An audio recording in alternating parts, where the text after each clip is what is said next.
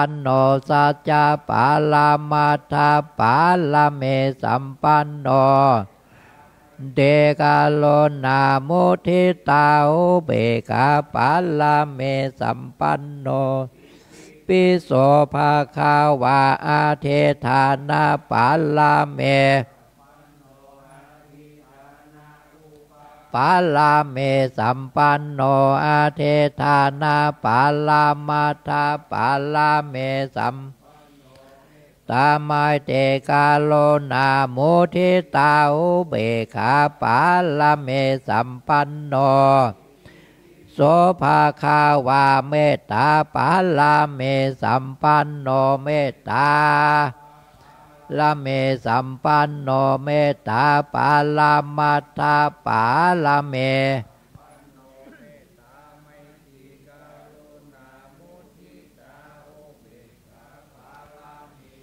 ปันโนหิติปิโสภาคาวาอุเบคาปาลาเมสัมปันโน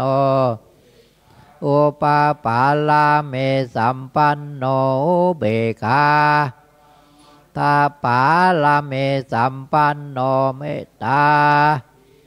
ลุนาโมทิตาอุเบคาปาลาเมสัมปันโนโสภาคาวาทาสาปาลาเมสัมปันโนทาสาอุปปาลาเมโอทาสาปาลามัทธาปาลาเมสัมปันโนเมตตา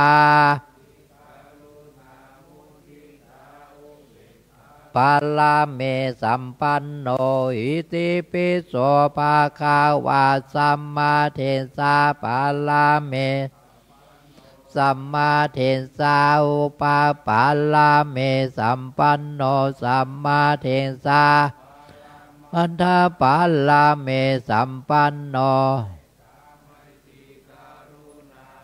ทิตาอุเบคาปาลาเมสัมปันโนอิติปิโสภาคาวา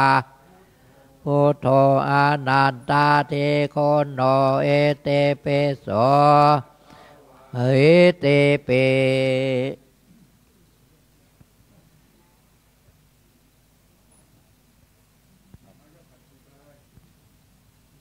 ปลามไม่ได้หมดปลามยกขันสิน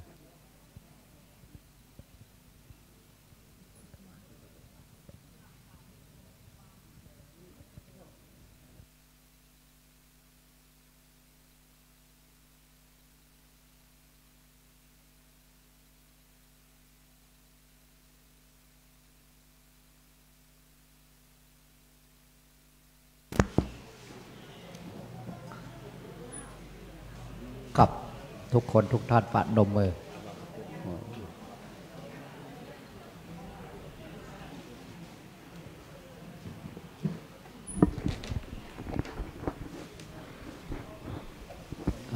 ไป กลับพร้อมเดียวกันครับกลับหนึ่งนี่ค่ะวันปฏิบัติไปห้าสามอิเมนาตากาเลนา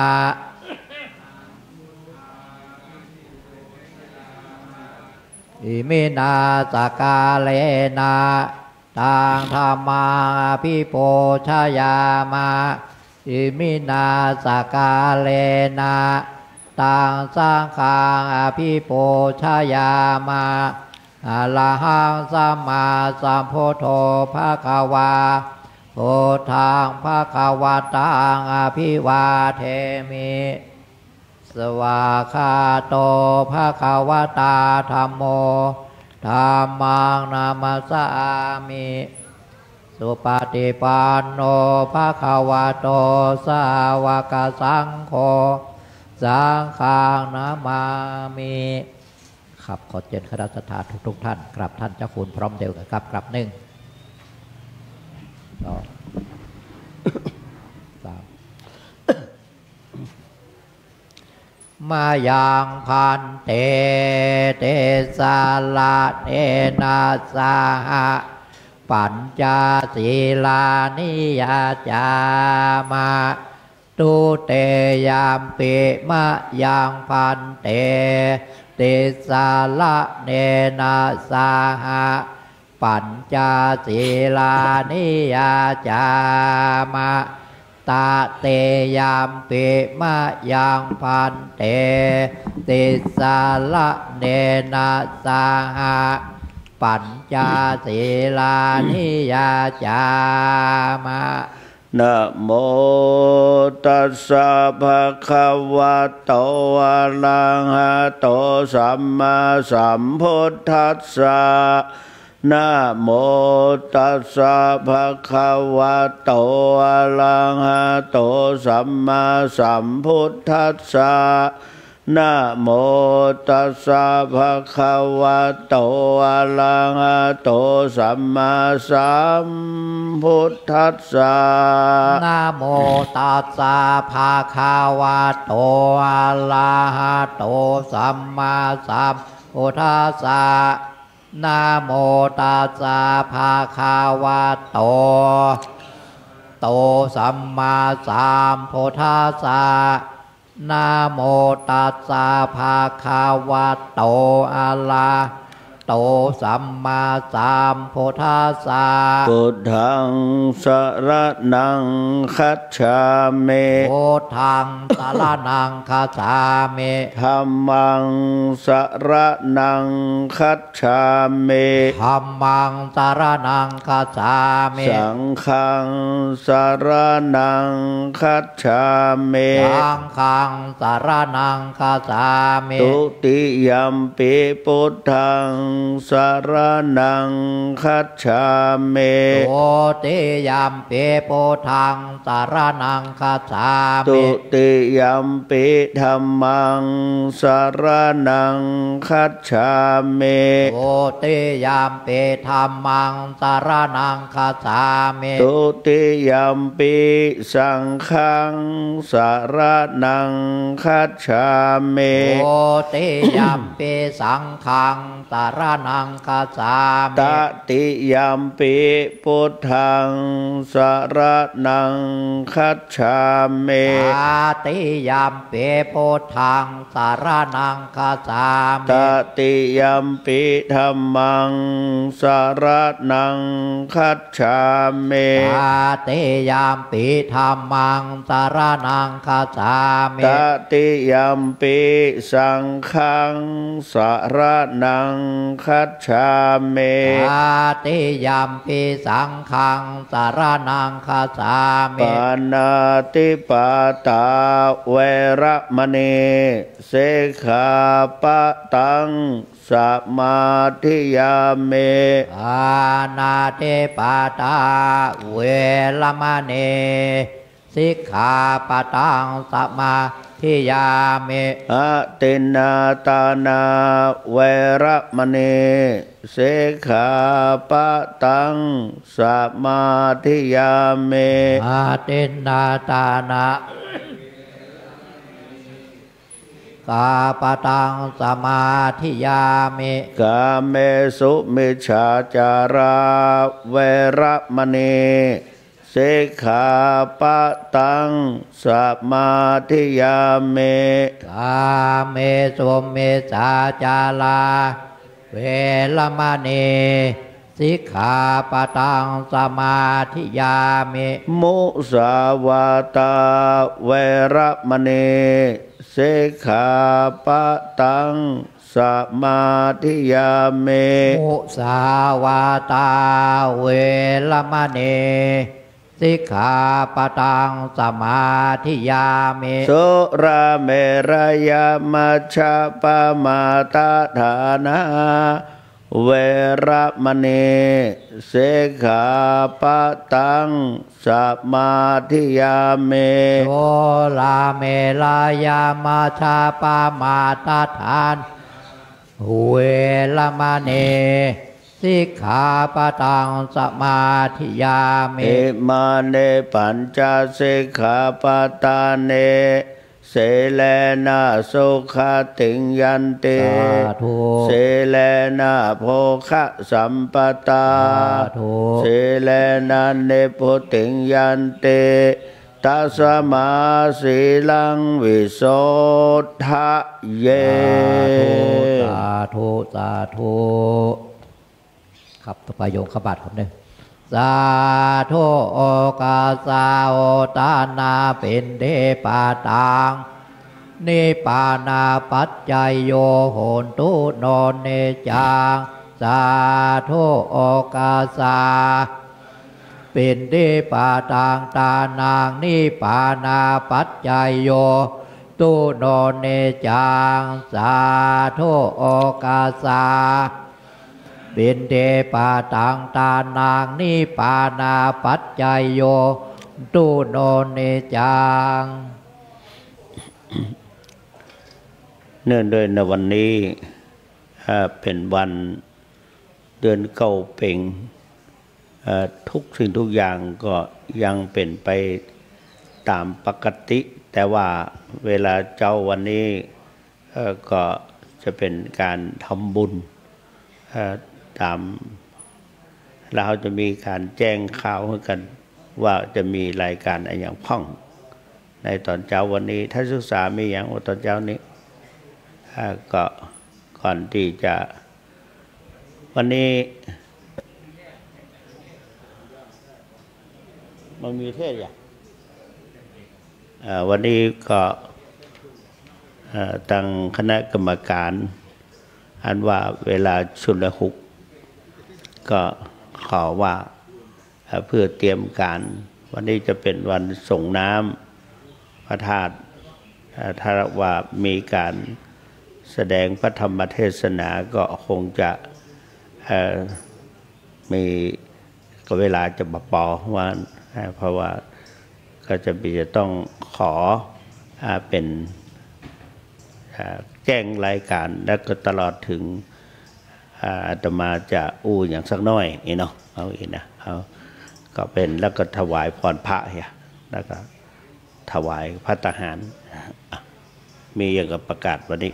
ครับตามที่หลวงพ่อท่านเจ้าคุณแจ้งนะครับตะกี้ผมก็แจ้งเบื้องต้นไปน้อยละวันนี้เป็นวันสำคัญของพระธาตุเท่าแต้นะครับเป็นวันเพ็งเดือน9ประเพณีเราจะมีน้ำสงฆ์พระราชทานวันนี้ตัวนะครับน้ำสงฆ์พระราชทานนี่ต้องปฏิบัติตามระเบียบเปิ้ลคือสมเกียรตินะครับแล้วก็มีนะครับก็มีการน้ำสงฆ์เบอร์เป็นการส่งน้ำพระบรมธาตุเจ้าเหมือนตามประเพณีเราถ้าจะแบ่งเป็น2ขั้นตอนเนอะพี่น้องศรัทธาอย่าไปเอาวุ่นกันเนอะวันนี้นะหลังมา3ขั้นตอนก็ได้ขั้นตอนแรกนี่เราจะอัญเชิญพระบรมธาตุแห่ไปที่พระอุโบสถนะครับพระธาตุไปฉันเข้าที่นั่นนะครับเสร็จแล้วจากนั้นพระธาตุจะแห่พระธาตุมาเข้าวิหารเนอะจะเข้ามาในศาลานะครับเข้ามาปฏิสถานที่ศาลานี่เนอะในเสร็จไปต่อนะทีนี้ต่อที่2อาจจะส่งน้ำประกอบพิธีส่งน้ำพระราชทานจะทำในนี้นะครับประมาณ9 โมงกว่า10 โมงที่ทำในนี้กำเดียวเก้าอี้นี่เขาจะปรับใหม่หมดนะครับไปเพื่อที่นั่งบูศรัทธาก็มาได้นะมานั่งได้มีที่ว่างไปเถอะนะครับเขาจัดไว้อยู่แต่ตั้งกลางนี่จะเป็นปกติขาวเนาะ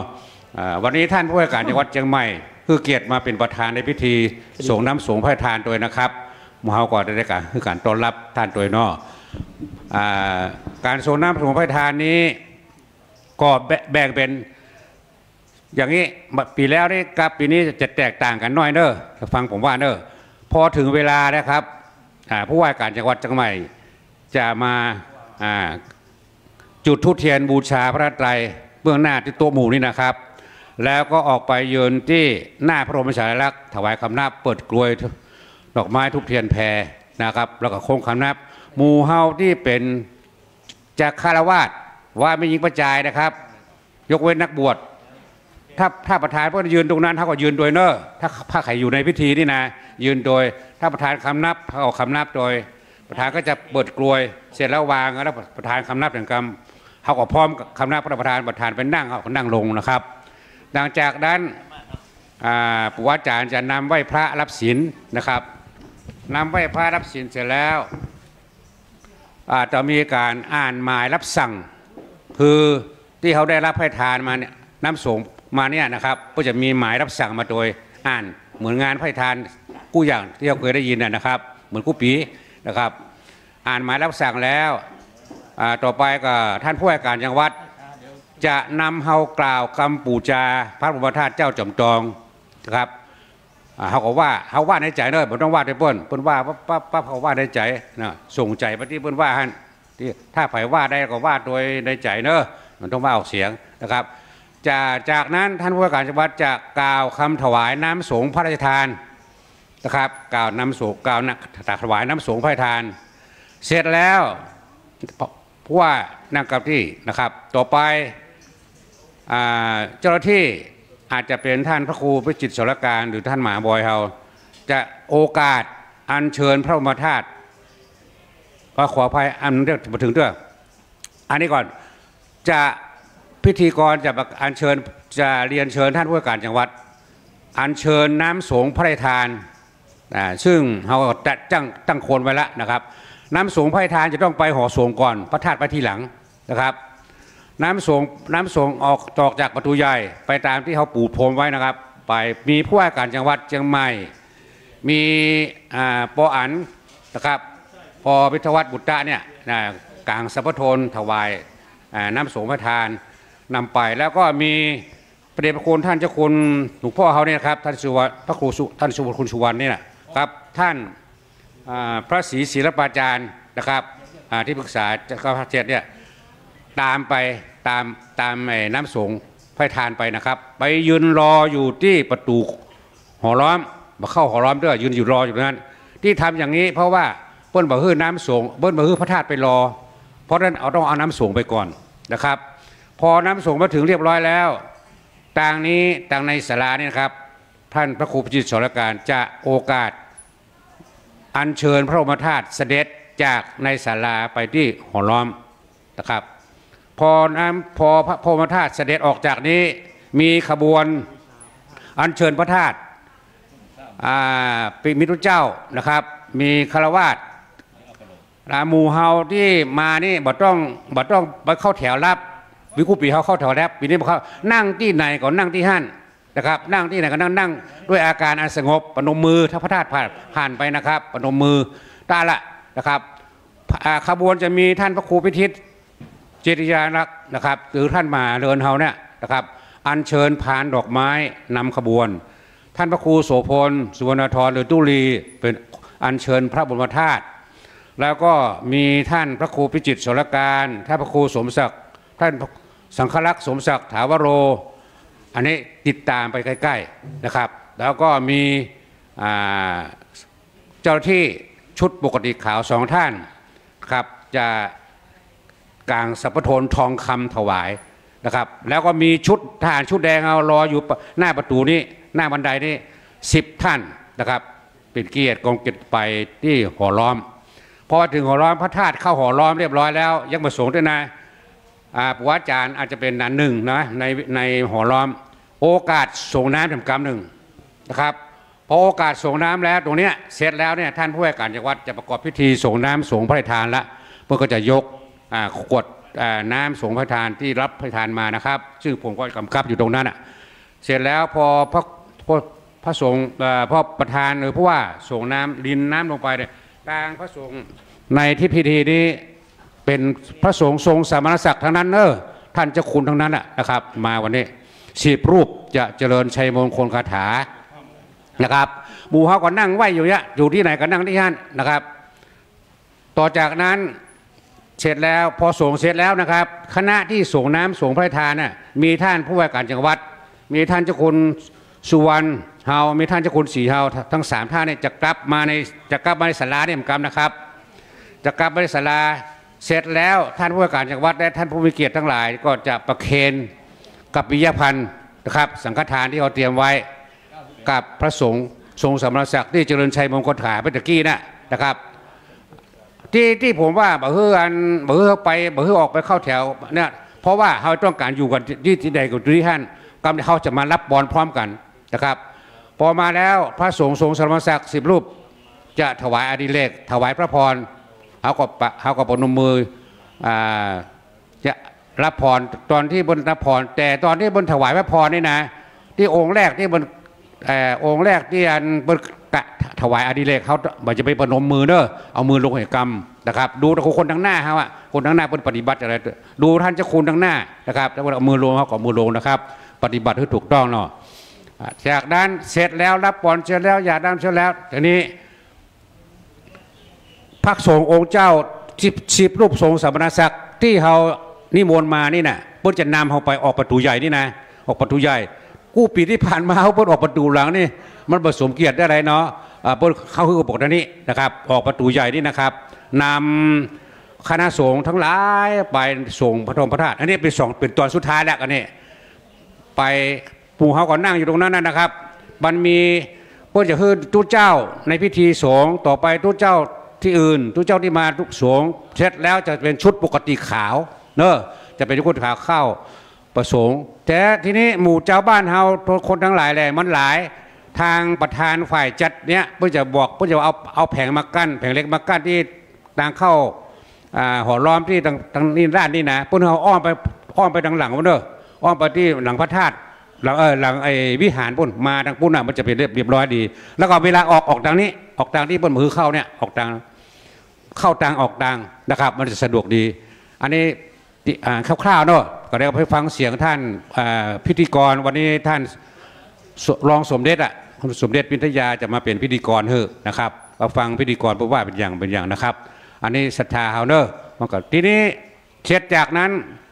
ผมใกล้ขอย้ำนะว่า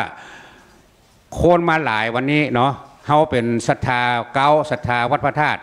ถ้าเพิ่นมาศรัทธาที่อื่นมาเพิ่นส่งไปก่อนเพราะว่าวันนี้สุดวันเฮามีโอกาสได้ส่งทุกคนนะครับได้ส่งทุกคน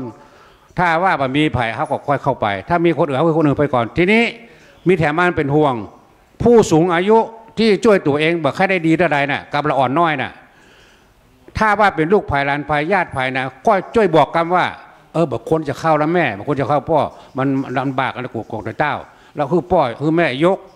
น้ำส่งอธิษฐานเนี่ยแล้วคือคนคือลูกคนหลานไปส่งแทนเอาอินเนอร์บอกต้องไปคือเพื่อนส่งละคนเต้านะครับอันนี้บอกนะครับด้วยบอกโดยเขากลัวนะครับจากนั้นก็มีอย่างละจากตอนพอส่งน้ำเสร็จพระธาตุเข้าพระธาตุก็จะเข้าวิหารด้วยนะมาปิกมาที่นี่คืนอยู่นะปิกมาที่ศาลานี่นะคืนนี้เขาจะสมโพธิองค์พระบรมธาตุเจ้าเขาที่นี่ในศาลานี่เนอะสวดเบิกสวดยังเทศยังสวดอันนี้ที่นี่หมดนะครับส่วนถูกพระพุทธเจ้ามาร่วมกันนำเด้อศรัทธานะเป็นหน้าที่ศรัทธาเขาทั้งหมดพวกนี้นะเขาจะมาส่งพระธาตุเข้าภาษานะครับเนาะขอบคุณครับ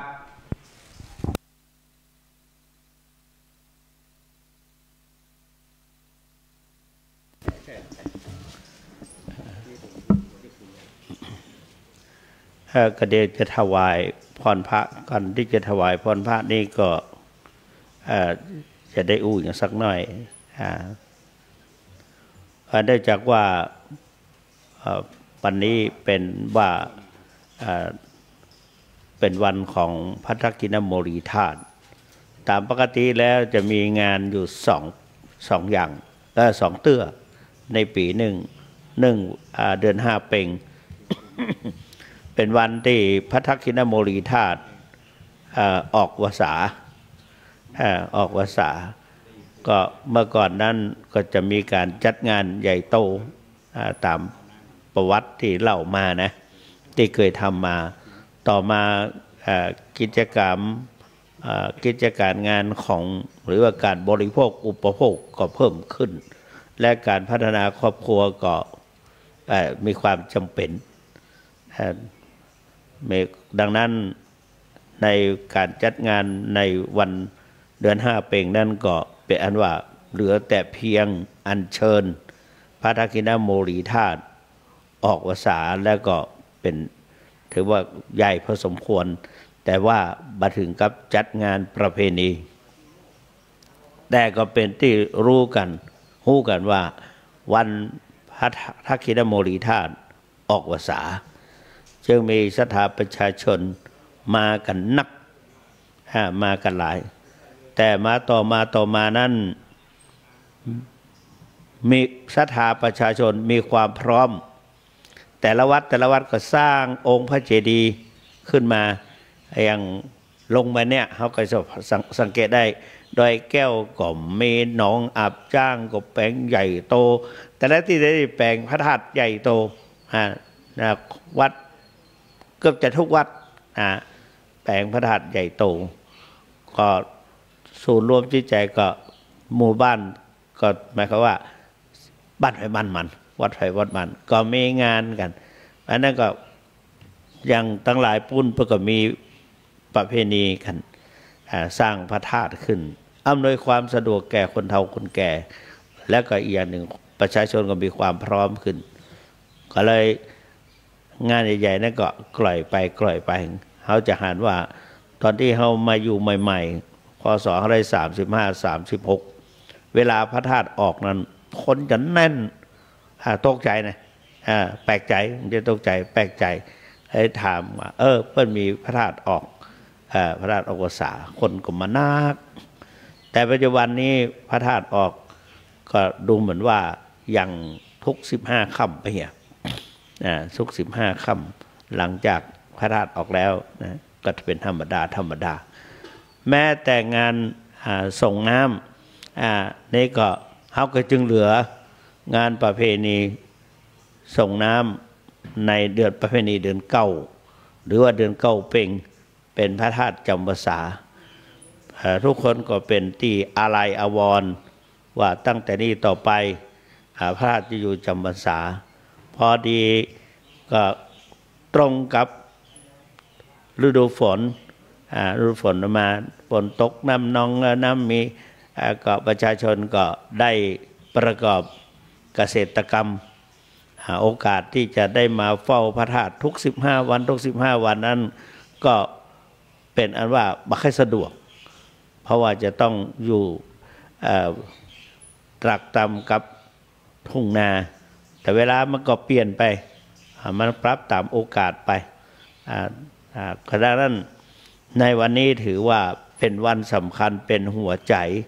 พระเจ้าจะเข้าพรรษาแล้วเนอะเอาทั้งหลายก็มาให้กำลังใจมาทำการบูชาก่อนที่พระทักษิณโมลีธาตุจะจำพรรษาต่อไปนี้จำพรรษาถึง8 เดือนเนาะ8 เดือนเนี่ยเขาจะมีการแห่พระธาตุเข้าออกชำระดังนั้นก็เป็นการห่างเงินแต่ว่าวันพระวศีลเขาก็มาเหมือนเดิมแต่ว่าจะอัญเชิญพระทักษิณโมลีธาตุออกมาให้ส่งน้ำเหมือนกันทุก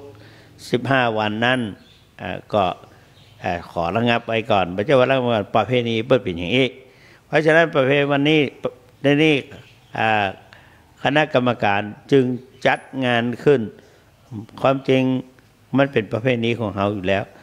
พี่น้องศรัทธาหมู่เขาหลายหมู่บ้าน5, 6, 7 หมู่บ้านได้มาร่วมกันจัดงานประเพณีเดือนเก้าจะสังเกตได้แต่ละคืนนั้นก็ยังมีศรัทธาประชาชนมากันแน่นมากันหลายแล้วเขาก็ได้จัดคณะกรรมการก็ได้จัดให้มีงานอย่างต่างๆให้มัน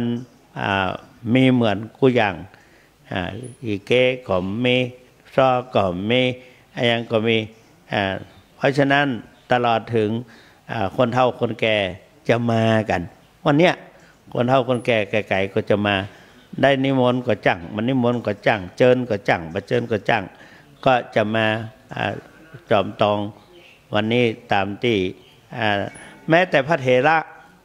ความจริงอย่างที่ว่าเนี่ยแต่ละที่มีงานวัดประตูป่าละปูนเป็นมีงานใหญ่โตก็แล้วก็วัดอย่างก็บ้านตองก็มีงานใหญ่โตเหมือนกันแต่ว่าเมื่อแรงนั้นเมื่อค่ำนั้นพระเถระต่างขออนุญาตไปก่อนจุดจิตใจมุ่งตรงมาที่วัดพระธาตุสีจอมตองขาดมาได้เพราะว่าวันนี้พระทักษิณโมลีธาตุจะจำพรรษาเข้าพรรษาแล้วก็งานนี้มีท่านผู้ว่าราชการจังหวัด ผู้ราชการจังหวัดเชียงใหม่จะมาเป็นประธานได้สังเกตได้ท่านเจ้าคุณวิมลญาณมุนีได้บอกแต่ว่าพระผู้ว่าราชการจังหวัดวันเดือนนี้พระเถรานุเถระเพิ่นได้รับอาราธนาไปต่างประเทศเจ้าคณะจังหวัดรองจังหวัดแล้วก็ที่ปรึกษาจังหวัดอย่างวัดพระสิงห์วัดเจ็ดยอดเพิ่นไปวัดพระสิงห์UKที่ประเทศอังกฤษเนี่ยวันนี้ก็อยู่ปุ่นแล้วก็เจ้าคณะจังหวัดเชียงใหม่ก็ไปอยู่ไปต่างประเทศนะแล้วก็นอกจากนั้นเนี่ยก็แต่ว่าเพิ่นก็มีพระเถระวันนี้เจ้าคุณเชียงใหม่ละปูนบอกว่าธรรมยุทธมหานิกายวันนี้จะมา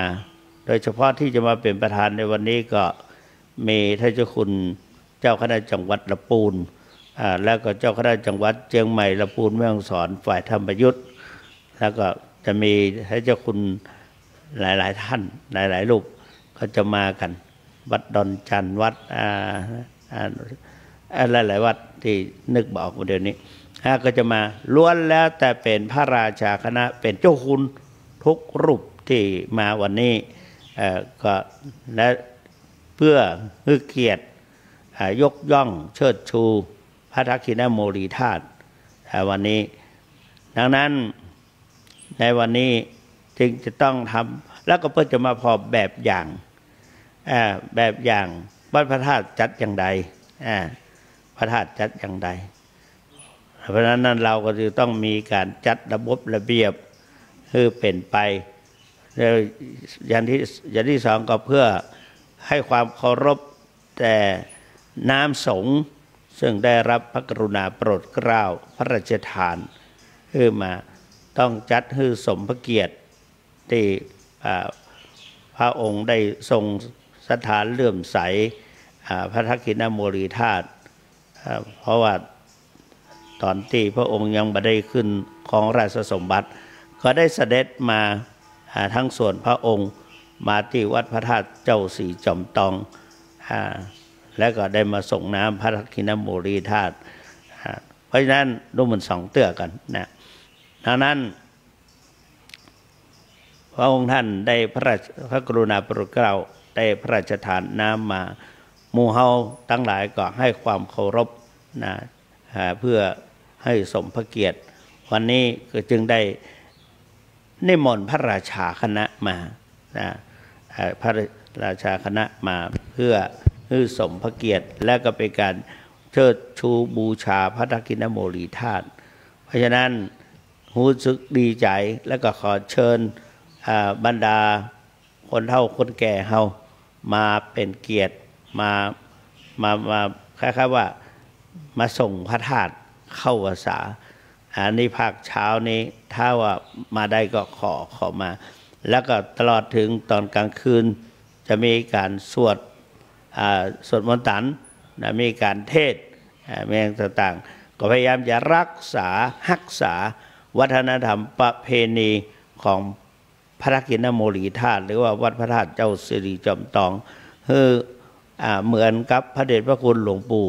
ยังบรรละสังขารเตื้อพระเดชพระคุณหลวงปู่ให้ความสำคัญเป็นอย่างยิ่งดังนั้นในฐานะที่เป็นเจ้าอาวาสก็จะขอรักษาร่วมกันถึงพระสงฆ์พยายามรักษาวัฒนธรรมประเพณี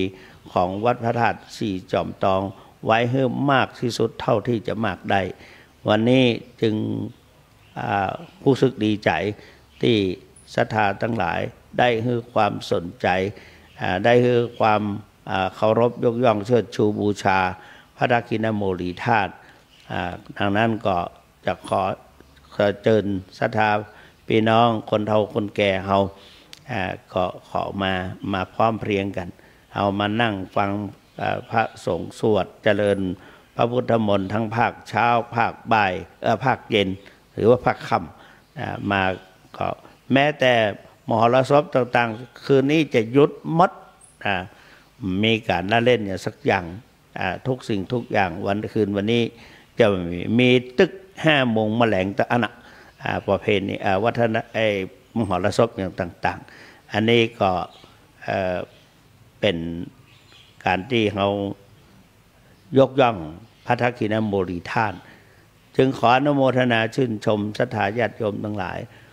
ขออนุภาพคุณพระศรีรัตนตรัยและบุญกุศลที่เราท่านทั้งหลายได้กระทำบำเพ็ญ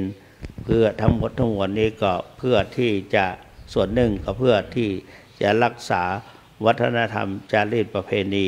ในช่วงที่เขายังดำรงธาตุขันธ์หรือว่ายังมีชีวิตอยู่ในรุ่นของเขาในยุคของเขาแล้วก็ขอให้ทัศถาทั้งหลายปราศจากโรคภัยไข้เจ็บมีกำลังวังชาแข็งแรงมีอายุยั่งยืนนานอยู่เป็นลมโพลมใสของลูกเต้าเราหลานเหลนไปเมินและลูกเต้าเราหลานเหลนนั้นก็ปรารถนาสิ่งใดก็ขอให้เจริญรุ่งเรืองก้าวหน้าในหน้าที่และการงานและประสบความสำเร็จดังจุดประสงค์มุ่งหมายทุกท่านทุกประการเทินต่อไปจะถวายพรพระ นะโมตัสสะภะคะวะโตอะระหะโตสัมมาสัมพุทธัสสะนะโมตัสสะภะคะวะโตอะระหะโตสัมมาสัมพุทธัสสะนะโมตัสสะภะคะวะโตอะระหะโตสัมมาสัมพุทธัสสะอิติปิโสภะคะวะอะระหังสัมมาสัมพุทโธวิชชาจารณะสัมปันโนสุขโตโรกาวิทูอนุตปุริสธรรมสารถิสัทธาเทวมนุสานังพุทโธภคะวะติสวากขาโตวัตตธัมโมสันติเตโกอาการิโกเอหิปัสสิโกโอปันนายโกปัจจตังตาภวินโยอิติสุปฏิปันโนภะคะวะโตสาวกสังโฆอุชุปฏิปันโนภะคะวะโตสาวกสังโฆยะปฏิปันโนภะคะวะโตสาวกสังโฆสามีจิปฏิปันโนภะคะวะโตสาวกสังโฆยะทิทางจัตตาริปุริสายุคาเนอัฏฐปุริสาภุคาราเอสาภะคะวะโตสาวกสังโฆอาหุนายโยปาหุนายโยทักขินายโยอัญชาเลกาลานิโยอนุตตรังปุญญเกตังโรกัสสะเตภวะตุสัพพมังคลังราคันตุสัพพเทวตาสัพพพุทธานุภาเวนะสัทธาโสเดภวะตุเตภวะตุสัพพมังคลังราคันตุสัพพเทวตาสัพพธรรมานุภาเวนะสัทธาโสเดภวะตุเตภวะตุสัพพมังคลังราคันตุสัพพเทวตาสัพพสังฆานุภาเวนะสัทธาโสเดภวันตุเตครับคณะศรัทธาเจอกันยกขันเข้าบาตรมาถวายท่านพระคุณเจ้าคนหนึ่ง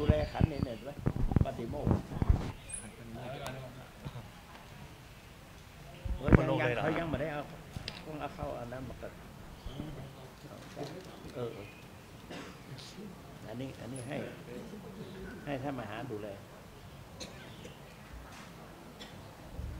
เขาเป็นผู้เฝ้าหลวงปู่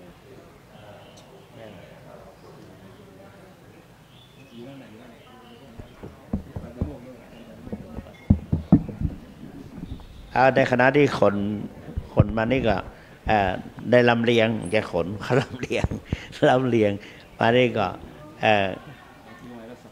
ช่วยกันยกก็จะขอประชาสัมพันธ์ให้พระสงฆ์ภายในวัดทราบวันนี้หลังอาหารเพลหลังฉันเพลแล้วก็จะมีการลงอุโบสถฟังปฏิโมกข์นะฮะอันนี้เป็นพระวินัยถึงแม้ว่างานจะใหญ่โตขนาดไหนปาติโมกข์ก็บาละเว้นนะต้องมาบรรลุยกเลิกบาเว้นต้องทำตามเพราะว่าเป็นวินัยและหลวงปู่เราก็ได้ ส่งไว้ซึ่งวินัยนะเข้มงวดกวดขันในเรื่องวินัยเป็นอย่างยิ่งมันนี่ได้เพราะนั้นเราก็จะรักษาไว้ก็ขอวันนี้ทั้งเรามีการปฏิบัติวิปัสสนากรรมฐานภายในวัด170 กว่ารูปถ้าตึงทุกคนก็170 กว่ารูปคนนะ78 79เนี่ยก็บรรละถึงวันนี้เมื่อวันอุโบสถก็ต้องมาพร้อมกันนะขนาดอยู่ปริวัติกรรมก็บรรละอันนี้เข้าปฏิบัติวิปัสสนากรรมฐานเป็นเรียกว่าเป็นวิปัสสนาจารย์เพื่ออบรมไว้เป็นนี่ขยับนี่นะ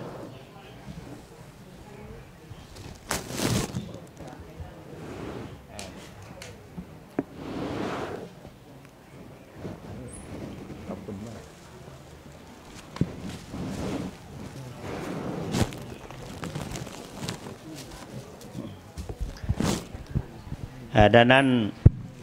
เรื่องปาฏิโมกข์นั้นจึงเป็นสิ่งสำคัญก็ขอประชาสัมพันธ์ให้พระสงฆ์คือพระภิกษุสงฆ์เท่านั้นที่จะลงปาฏิโมกข์ก็นั้นในวันนี้แต่ว่าภาคเช้าวันนี้ขึ้นได้ถึงพระสงฆ์สมณเณรแต่เนื่องด้วยกับว่าวันนี้สถานที่นั่งของสมณเณรนั่นก็ได้ถูกย่นหายไปแล้วก็พระภิกษุสงฆ์เขาก็เดี๋ยวจะมีงานจะได้จัดอย่างต่างๆก็เลยเหลือไว้เพียงเท่านี้แล้วก็ได้ในงานนั้นได้ช่วยกันภายในเขตสังฆวาสมีได้เข้ากรรมฐานวิปัสสนาอบรมพระวิปัสสนาจารย์170 กว่ารูปคนเนี่ยดังนั้นก็มีการถวายภัตตาหารมีภิกษุแล้วก็ต้องมีการช่วยกันทำงานในการต้อนรับการอำนวยความสะดวกแก่พระเจ้าพระสงฆ์ที่มาประพฤติปฏิบัติวิปัสสนากรรมฐานแล้วก็นั่นส่วนหนึ่งนะเพราะฉะนั้นจึงเป็นจะได้ขึ้นมานี่ก็บันนักเดียวก็ตอนประกอบพิธีนั่นก็พระสงฆ์สมณเณรก็จะขึ้นมาเนี่ยเอามาที่องค์ที่จะอัปโลกนะเนี่ยนะองค์ที่3เนี่ยนั่นแหละขอพร้อมในอย่างศึกษาจะมีอย่างแถมก่อนที่จะขออนุญาตหน่อยครับวันนี้เนื่องจากว่ากรรมการเข้ามาหลายหมู่บ้านมาช่วยกันนี่นะครับตักบาตรสักการมาทั้งนี้เข้าล้นบาตรนี่ขออนุญาตได้ว่าหลังจากเหลือจากพระคุณเจ้าแล้วนะครับผู้ว่ากรรมการเจ้าหน้าที่ยกไปไว้ที่กองบริการไปฟังเอาไปไหนบอกคือคนที่มาขอเป็นประจำก็คือไปห้องมันจะไปเลยพอกินพอละนะครับนอกจากนั้นเก็บไว้ที่กองบริการนะครับเลี้ยงหมูเฮานี่แหละสาธุต่อไปพระอาจารย์ถวาย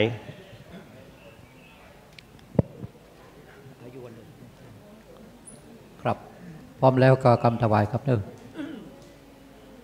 นะโมพร้อมเดียวกันนะโมตัสสะภะคะวะโตอะระหะโต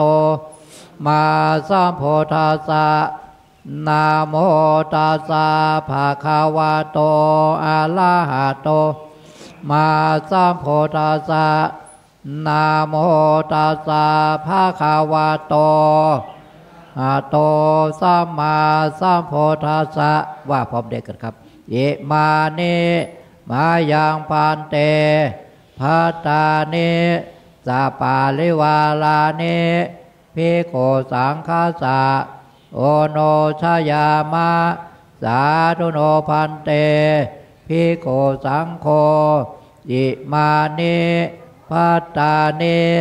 สาปาลิวาลานิ ปฏิคาหาโตอามหากังคาลตังหิตายะสุขายะ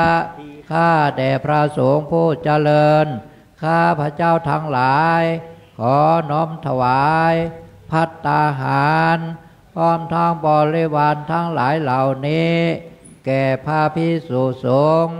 ขอพระภิกษุสงฆ์จงรับภัตตาหาร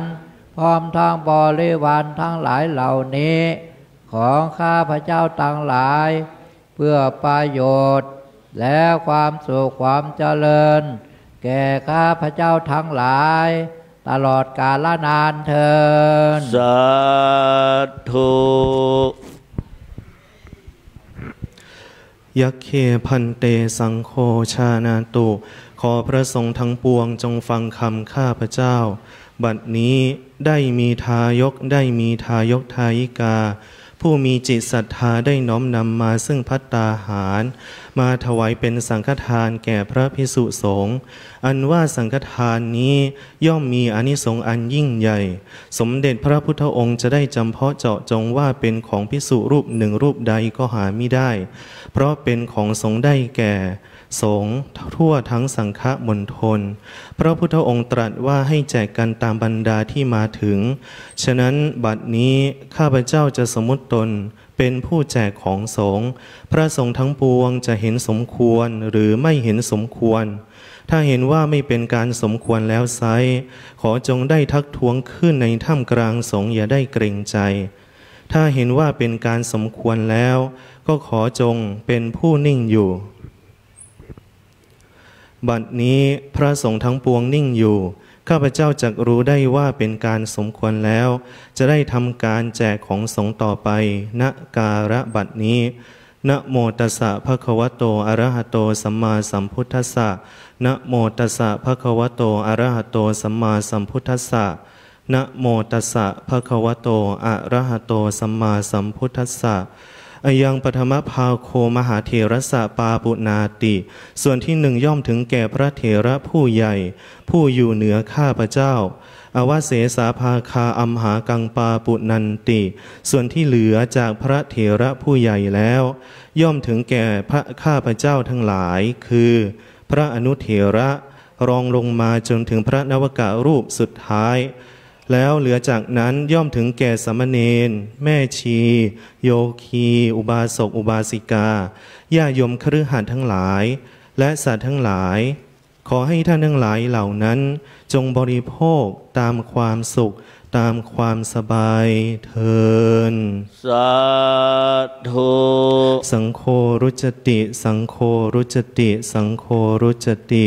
วันนี้ตั้งใจอุทิศส่วนบุญส่วนกุศลให้พ่อแม่พี่น้องปู่ย่าตายายบุรพาจารย์บรรพบุรุษตลอดถึงเหล่าเทพเทวาที่ปกปักพิทักษ์รักษาวัดพระธาตุเจ้าสลีจอมตองณโอกาสบัดนี้ยะถาวาริวะหาปุราปริปุเรนติสาครังเอวะเมวะอิโตทินังเปตานังอุปกปติอิชิตังปัฏฐิตังตุมหังคิปะเมวะสมิจฉตุสัพเพปุเรนตุสังกปาจันโทปนรโสยะถามะนิโชเตระโสยะถาสัพพิติโยเววาชันโตสัพพะโรโคเวนัสตุมาเตภวัตวันตลายโยสุเขเทคายโยโกภวสัพเพติโยวิวัจจันโตสัพพะโรโคเวนัสตุมาเตภวัตวันตรายโยสุเขเทคายโยโกภวสัพเพติโย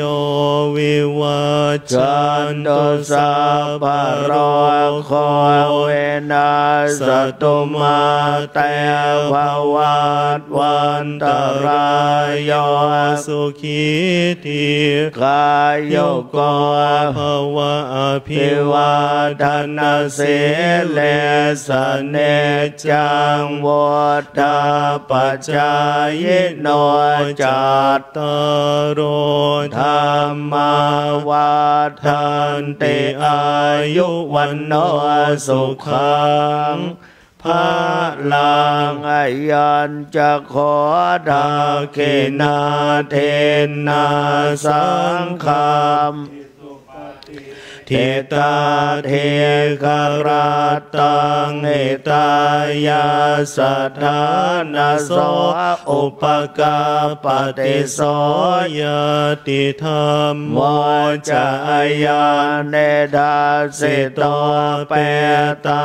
นาปูชาจักตาอุลาลาพลันจะเบโกนัมโนปเทนังตุมเหหิปุญญาปัสสุตังอนาปการติอายุวัฏโกธนวัฏโกสิเลวัฏโกยาสวัฏโกวัฏโกวันนาวัฏโกสุขวัฏโกโหสัพพทาโตคารคพยาเวลาโสกาสัจจุปัฏฐวาอันเนกาอันตรายาเปเวนาสันตุจะเตชะสาชยเสติทนังลาภังโสทีภกยังสุขังพลังเสเลอายุจวันโนจะพอคังวุเทจยสวาสัตวาสาจะอายุจะเชวะเศษเทภวันตุเต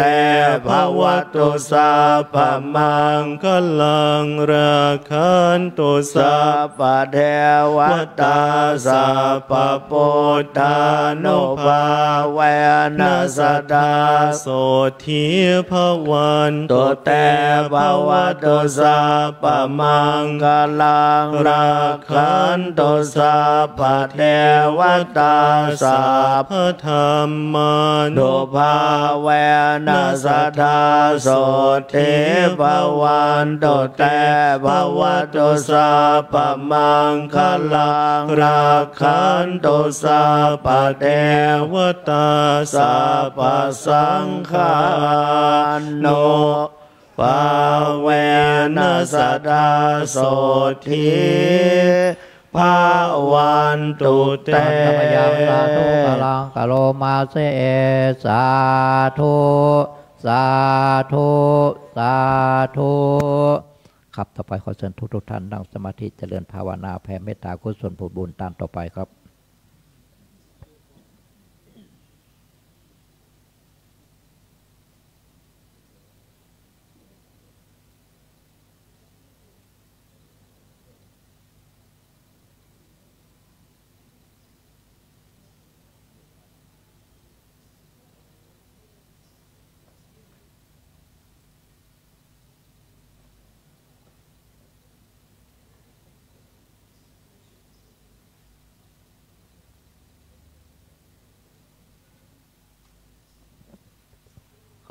สมควรแก่เวลา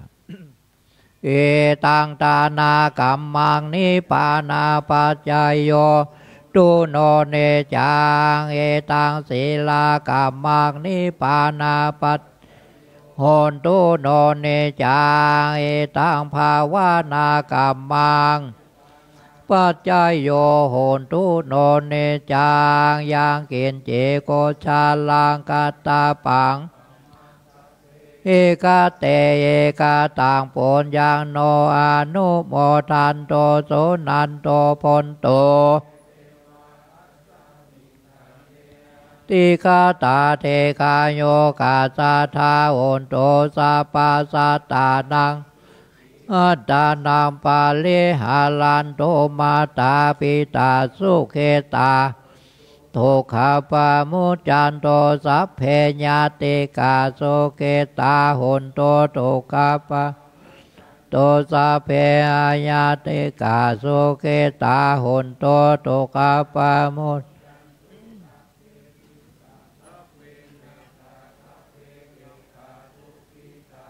โตโตกาปามุจจันโตสัพเพนาคาตาโสเกตาหนโตโตกาปามุจจันเพเตวาโสเกตาหนโตโตกาปามุจจันโตสัพเพอาจาริโยสุเกตาหนโตโตกาปามุจจันโตสัมปัตตินังสะเมจันตุโววันตามิพุทธังสัพพะเมโตสังอเมวันเทวันตามิธัมมังสัพพะเม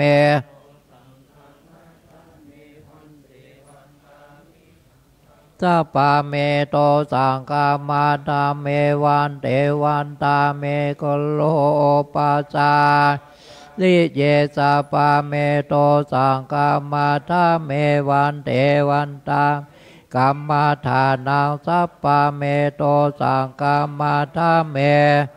วันตาเมอาลาเมมาทาสีมายังสัพพะเมโตสังกัมมัตวันเตวันตาเมเจติยังสัพพังสัพพะทาเนตุมหาโพเทมโพธาโลปังสักกาลังนันทาโลเกเทวาโลเกพระมาโลเกจัมโปลังกาติเปสาลิลาธาตุโยเกสาธาตุโยตาธาตุโยเจติยังมาการเตสาเปสัมปตะเจติยังวันตามิสัพพะโสครับต่อไปก็วันตอนน้อยรูปเหมือนหลวงปู่และก็ท่านเจ้าคุณทุกตนทุกองค์ครับวันตาเมพันเตสาปังปาลาตังเมพันเตมายังกาตังปนยังสามินาเตตาพังสามินากาตังปนยังไมหังตาทาพังสาธุอนุโมทาเมอาวัฏันติอายุวันโนสุขังพระลังสาธุสาธุสาธุข้าวกำลาพร้อมเดียวกับอันทธาเนมายังพันเตคัจฉามา